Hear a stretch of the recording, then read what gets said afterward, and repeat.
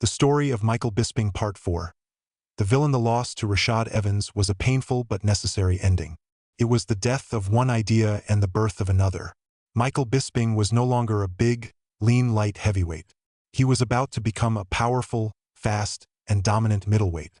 The 20-pound drop to 185 pounds was grueling. It meant a new life of strict discipline, of saying no to his favorite foods, and of training his body to become something new. But he was driven by the memory of his first defeat. He would not be outmuscled again. His new journey began on April 19, 2008 in Montreal, Canada at UFC 83. His first opponent at 185 pounds was a man named Charles McCarthy.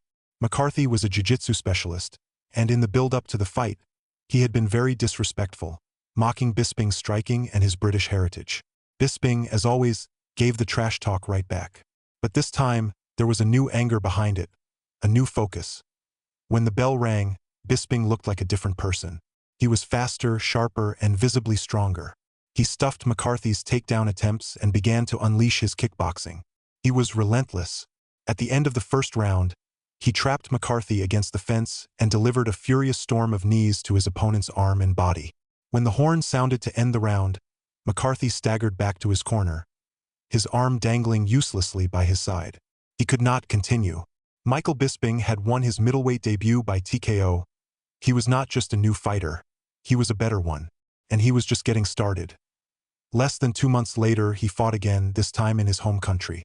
At UFC 85 in London, he faced Jason Day. The English crowd roared for their hero. Bisping gave them the show they wanted. He completely dominated Day from the start, taking him down, landing heavy punches, and overwhelming him with pressure. At 3 minutes and 42 seconds of the very first round, the referee had to stop the fight. It was another TKO. Bisping was no longer just a contender. He was a problem for the entire division. The UFC gave him his next big test.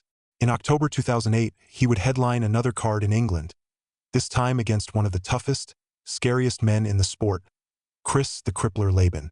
Laban was a brawler with a chin made of granite and knockout power in both hands. He loved to walk forward and trade punches until one man fell. It was the most dangerous kind of fight for a technical striker like Bisping. This fight would prove Bisping was not just a brawler, he was a brilliant tactician. For 3 full rounds, he put on a boxing masterclass. He used his speed and his greatest weapon, a fast, snapping jab, to hit Laban over and over. He would stick Laban with the jab and move out of the way before Laban could land his big, looping punches. He frustrated Laban, cutting his face and nearly closing his eye. Bisping won a clear, unanimous decision, proving he had the skill and the discipline to beat the most feared brawlers in the world. He was now 3-0 at middleweight. He was one of the top fighters in the division. The UFC knew they had a massive star, and they had the perfect idea for him. They were launching a new season of The Ultimate Fighter, the show that had started his career. But this time, it would have a twist. It would be The Ultimate Fighter, United States versus United Kingdom. Michael Bisping would be the head coach for Team UK and the coach for Team USA. He was an American legend, a former 2-division champion in the Pride Fighting Organization, an Olympic wrestler, and a quiet, stoic, and universally respected man. His name was Dan Henderson. The show began filming, and the personalities could not have been more different. Dan Henderson was the strong, silent type. He was older, calmer, and represented the old guard of martial arts honor. Michael Bisping was Michael Bisping. He was loud, he was funny, and he was, in his own words, a professional wind-up merchant.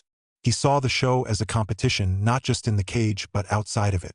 He began to play pranks. He insulted Henderson. He made fun of his team. He tried in every way he could to get under Dan Henderson's skin. And it worked. Henderson, a man who rarely showed emotion, grew to truly dislike the loud-mouthed Brit. The more Henderson hated him, the more Bisping enjoyed it. He was playing the villain, and he was playing it perfectly. To the American audience, Bisping was a disrespectful punk who was mocking their national hero. To the UK fans, he was a hilarious leader, defending their honor.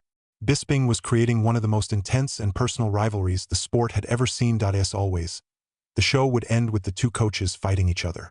But this was not just another fight. The UFC was planning its biggest event in history, UFC 100. It was a massive celebration of the company, and this fight would be one of the main attractions. It was Team USA versus Team UK. It was the quiet hero versus the loud-mouthed villain. And the UFC announced the winner of the fight would get the next shot at the middleweight championship title, held by the most dominant fighter on the planet, Anderson Silva. The stage was set. Michael Bisping had talked his way into the biggest fight of his life, on the biggest night in the sport's history. He was on top of the world, undefeated at middleweight and one win away from a title shot.